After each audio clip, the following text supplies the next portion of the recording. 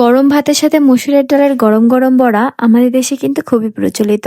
বড়ার উপরের দিকটা হবে একদম মুচমুচে, ভেতরের দিকটা হবে একদম নরম। তাহলে চলুন কথা না বাড়িয়ে শুরু করা যাক। এখানে আমি মসুরের ডাল নিয়ে নিয়েছি প্রায় 250 গ্রামের মতো। এর ভেতরে আমি পানি দিয়ে ভালো করে কচলে কচলে এটা ধুয়ে নিয়েছি।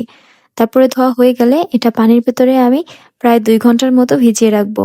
এরপর পানি থেকে তুলে আমি ব্লেন্ডার করে নেব। আপনারা চাইলে এখানে পর্যায়ে পাটাতেও বেটে নিতে পারেন। দেখতে পাচ্ছেন এই পর্যায়ে আমার ব্লেন্ডার করা হয়ে গেছে।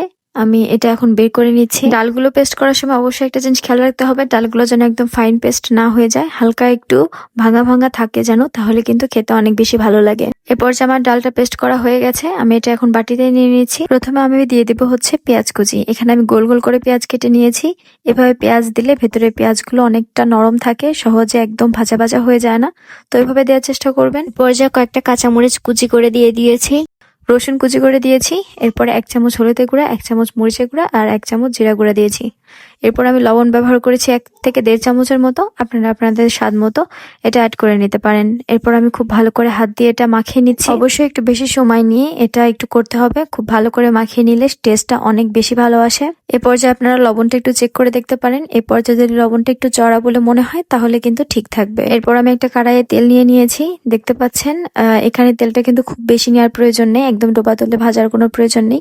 এটা হালকা একটু উপরে উঠে থাকবে, হালকা একটু তেলের ভেতরে থাকবে, তাহলেই এটা খুব ভালোভাবে ভাজা হবে। এরপর আমি একে একে দিয়ে দিচ্ছি। এগুলো হাতে নিলে খুব সুন্দর একটা শেপ হয়ে আসে, তো আপনারা শেপ দিয়ে এটা তেলের ভেতরে ছেড়ে দেবেন এবং 4-5 মিনিটের মতো এপাশ ওপাশ করে একটু ভেজে নিতে হবে। অবশ্যই একদম কড়া লাল করা যাবে না, হালকা একটু লাল হয়ে আসলে এটা নামিয়ে ফেলতে হবে।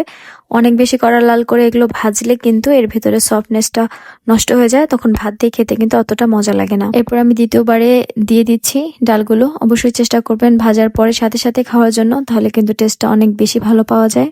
এরপর দেখাচ্ছি আমার ডালগুলো ভাজা হয়ে গেছে। আমি এর উপরে যে অংশটা দেখতে পাচ্ছেন একদম ক্রিস্পি, আর ভেতরটা কিন্তু একদম সফট আছে। তো অবশ্যই আমার দেখানোর প্রসেস অনুযায়ী করলে আপনাদেরটাও এরকম সুন্দর আর সফট হবে। দেখতে পাচ্ছেন আমি বলেছিলাম যে পেঁয়াজগুলো একটু গোল করে কেটে দিলে ভেতরটা অনেক সুন্দরভাবে থেকে যায়। দেখতে পাচ্ছেন এখন আছে। এ পর্যায়ে আমি ভাতের সাথে নিয়ে নিয়েছি। আপনারা চাইলে খিচুড়ির সাথেও এটা খেতে পারেন, এটা খেতে অনেক বেশি মজা হয়। আশা করছি ভিডিওটি আপনাদের ভালো লেগেছে। ভালো লাগলে একটা লাইক দিতে ভুলবেন না। এতক্ষণ পর্যন্ত ভিডিওটি দেখার জন্য আপনাদের অসংখ্য ধন্যবাদ।